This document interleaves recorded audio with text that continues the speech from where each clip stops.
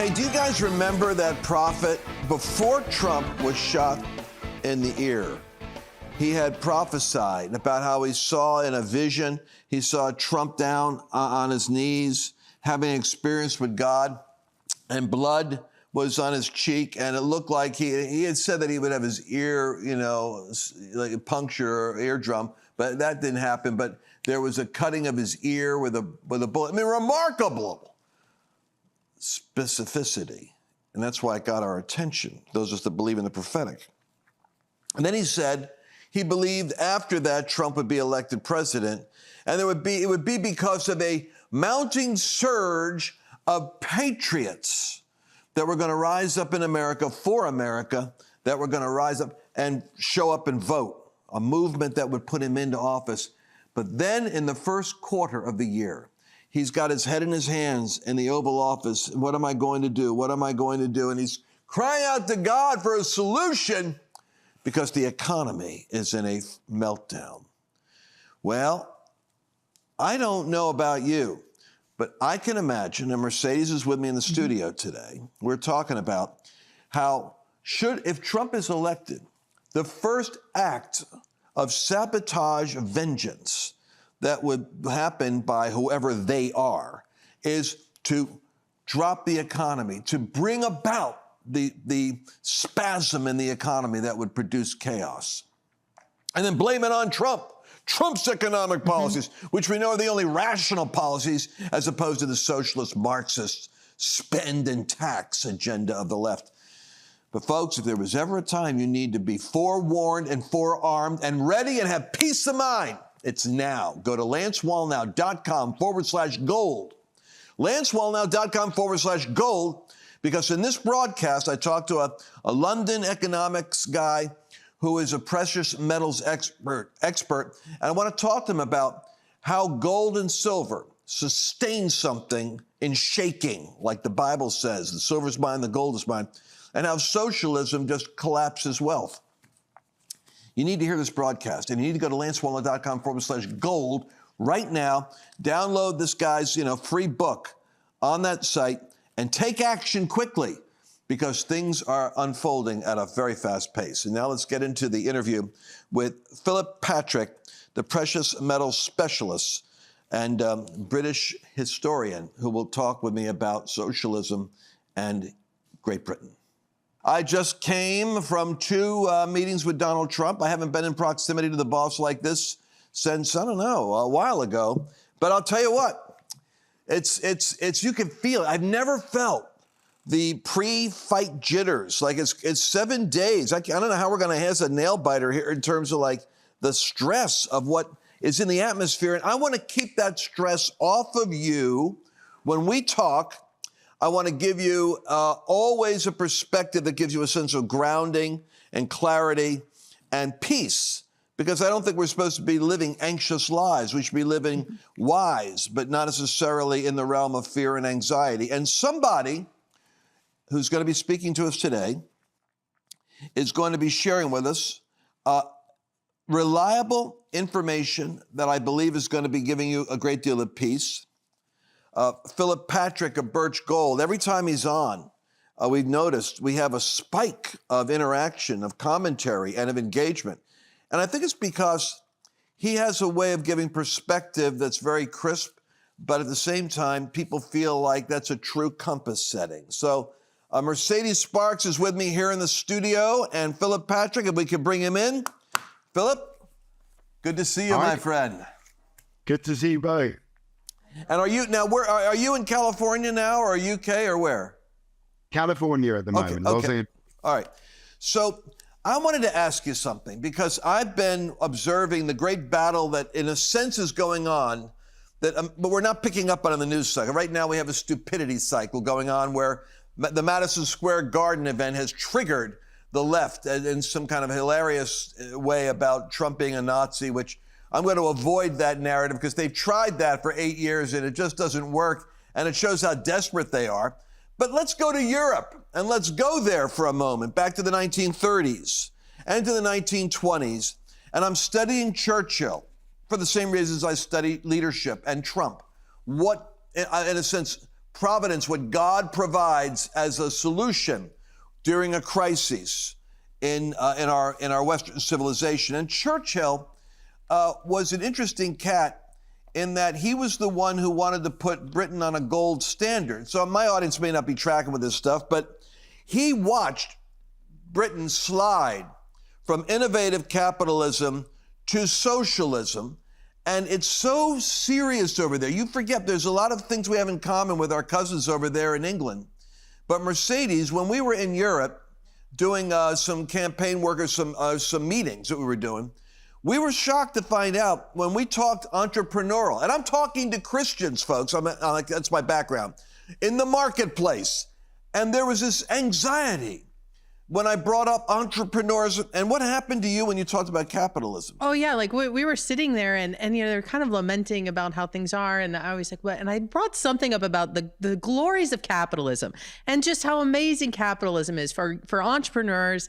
And there was an audible gasp of disdain in the room. And I remember thinking, wow, this is a really different opinion of entrepreneurialism, because like in America, CEOs are cool. I mean, you look at Elon Musk and like people aspire to be that innovative. Or Steve Jobs. Or Steve Jobs, yeah. Like that. And it is not like that over there. All right, so now, Patrick, Phillip, we've done a lot of talking. I want you to address this subject because you grew up in London.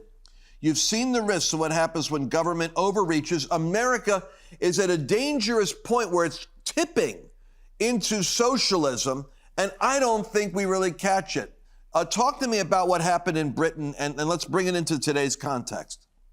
I mean, I agree, and it's a very interesting point you bring up, and it's largely why I'm living in the United States today. But Great Britain has seen a shift. I mean, post or pre-Tony Blair, it was very backwards. We were pushing socialist policies, and Tony Blair really revitalized the United Kingdom, made us capitalists, made us sort of revitalize capitalism, made us attractive for foreign investors, and Britain boomed for about a decade. And we've been going in the other direction now for the last 15 or 20 years, moving back towards socialist policies. But just at a grassroots basic level, I remember being in the UK as a younger child, and we were taught to almost resent success, right? You'd see a nice car driving past and you sort of turn your head up at it.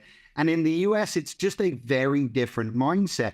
You see the same thing, and instead of resenting it and thinking, well, that money could have been put somewhere else, the attitude is, if they can get it, I can achieve it too. That's the American dream, and we are losing it day by day by day. But we have to remember what made this country great. It was a free market economy. It was capitalist ideology that created the US we know today, and we are slipping away from that, and we're heading down the European path. They're decades in front, and we can see the reality of it. The economy is broken. If you took London out of the UK, it would essentially be a third world economy. It doesn't work. It's never worked. All right, so I'm amazed and not amazed that the closing argument for the Kamala Harris campaign is Trump is dangerous. All you moms out there need to not vote for him. It's really a weird closing argument. Where Trump is actually talking about issues and solutions. Let's talk about for a second. Why is it that Harris isn't talking about the economy when it's the number one issue that Americans are voting? They're thinking about the economy first. And why isn't she talking about it? It's a good point. I think it's just because it is a very weak talking point for her. Look, if we took a close look at the Biden-Harris economy, it quickly turns into a strong case for Donald Trump, right? And I think it appears like Harris has now given up on trying to gaslight Americans on the economy and instead pivoting to fear-mongering and name-calling, as you pointed out a moment ago. But the Biden-Harris economic legacy is one of the worst in history. So for a quick recap, our dollars have lost 20% of their purchasing power. Energy prices are up 30%. Rent is up 23%. Food prices up 22%. Home prices have now risen to a point where an average family can't afford an average home, right? Only positive factor that Biden or Harris could point to was low unemployment, quote, the strongest job market in history. Well, turns out the Bureau of Labor Statistics had been over-reporting job openings by nearly 1 million jobs.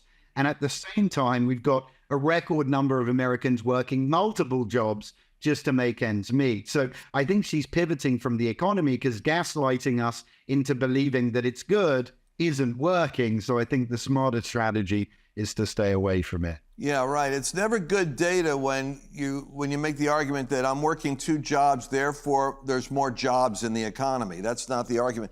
So all right. So if Harris wins, now I don't want to put this out there in the wrong way, but I'm operating off the premise that the economy is connected to the policies of the administration. And if we continue going in the rate of spending the way we're spending, and the fact that there's no tariff strategy at all to balance out trade, and manufacturing continues to go outside the country, what do you see coming? And I know it's kind of like a softball word, but I think our people need to hear this.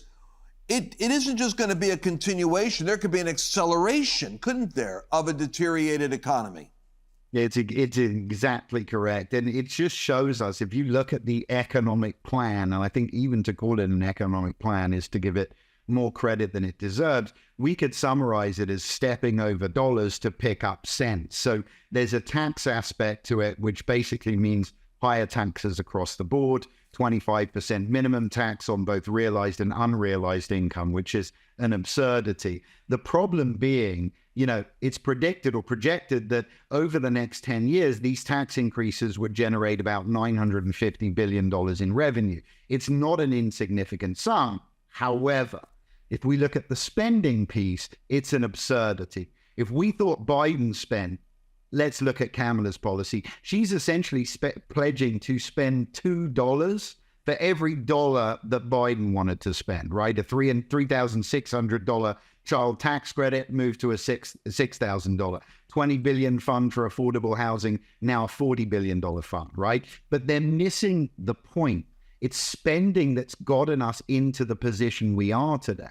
Debt service payments, just to service the debt this year, $1.2 trillion, right? And they're raising taxes to say $950 billion over a decade, but not addressing the spending problem. It is a disaster. The economy cannot withstand another 4 years of this policy. So I think it's important to summarize, because we got a week to the election. People need to make a change. And they need to be thinking right now. I mean, I believe, and some very sober-minded economists are saying gold can go up to like $3,000, and they can foresee the flight of money in the fall and the collapsing of the American economy. So, what do you think is the wise thing to do? And this is why we have you on as a specialist, and why gold has been for me a big argument, because it's biblically, historically, it's where wealth flies to find some kind of a freezer that sustains the value of something till economics thaws out and becomes rational again. So talk to us about where gold is at now and where precious metals are. Yeah, I mean, gold hitting all-time highs, right, in terms of nominal amounts. We're around the $2,750 mark. Silver up about 40% for the year, gold up over 30%. So both metals are moving aggressively. But the question is why, right? It's a reflection of the realities of the economy, right? We're trying to iron out inflation, which is proving sticky. Of course, inflation drives the value of commodities, including precious metals, up, right? We have recession on the horizon. Safe haven investors are bracing and they're buying gold. And bigger than that, we have unprecedented demand from central banks around the world for the last 2.5 years, setting records for gold buying. And it's all because of the problems we're talking about. These nations are holding dollars. They're watching us spending money, printing money like it's going out of fashion, and they're hedging their dollar exposure. Now, we need a change in the election, absolutely. But, if Trump gets in, he's got a very tough job on his hands. Almost $36 trillion of debt to iron out. Now, we need Trump. He will revitalize the economy. He will bring back manufacturing, but these policies will take time to kick in. It'll take time to feel the effect. So the question is, how do we weather the storm in the meantime? And my answer is follow the smart money. What applies to central banks around the world applies to us as individuals, just as a smaller scale. LanceWallnau.com/gold will give you access to the latest 2024 analysis of where gold is, and this it's like a 21-page report. Philip, what's covered in that report? Do you recall the latest rendition of it? Yeah, of course. Look, it's a very detailed analysis on sort of the mechanics, right? So how one buys gold, whether it's an IRA or outside, but also a lot of history. Why to buy gold? Gold's performance talks a lot about money printing in the modern era. So really focuses on the why and the how and gives a lot of detail. And from there, by the way, for your viewers, if they want to take a step further, they'll have access to a lot of precious metal specialists like myself that are there to answer specific questions and sort of guide people through step by step. And so just to be clear about this, it's not only gold, but when you say precious metals, you said silver is up too, right? And I predicted silver would have to go because it has technological uses outside of just storing value.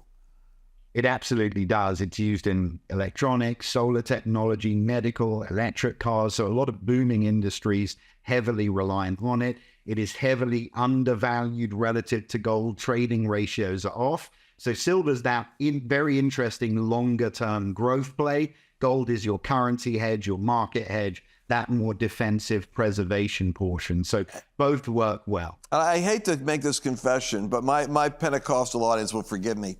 Do you know when I got a hold of Birch Gold? When I got a hold of Philip?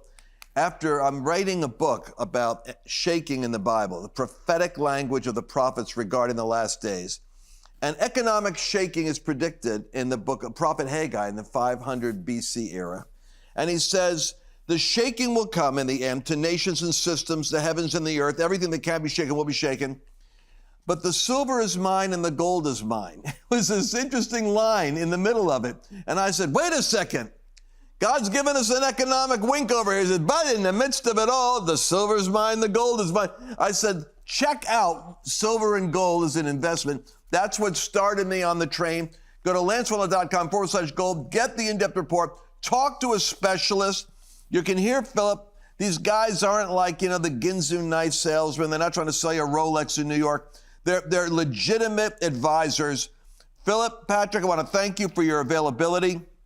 We're going to follow up. I don't know how much longer I'm going to be able to be making this plea with you, but you guys need to move now. You see, because the scared money will leap over there after the election. I can make this prediction. If Harris wins right away, boom, gold's going to go up. Now's the smart time. If you haven't done it yet, go to lancewallnau.com/gold.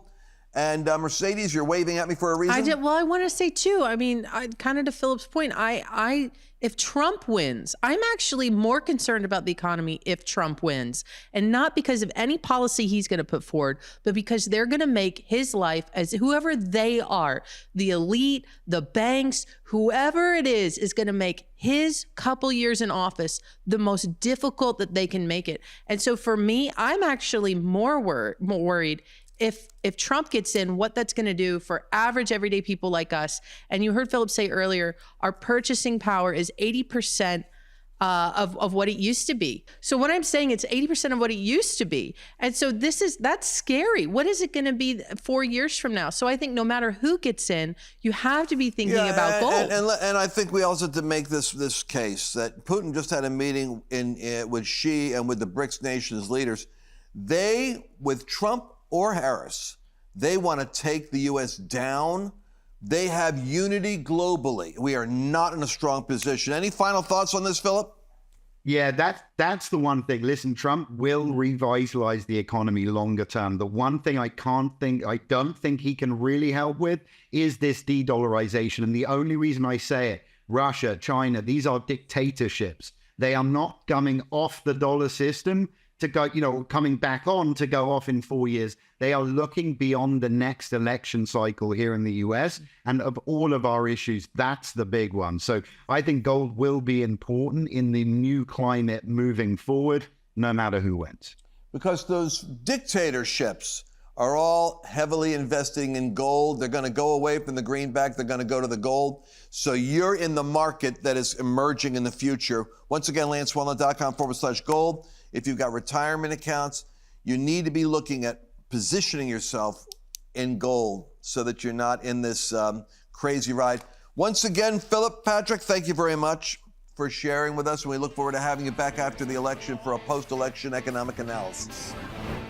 Did you enjoy this latest episode? Please remember to share it with your friends, because the more knowledge you have, the better equipped you are to navigate the world.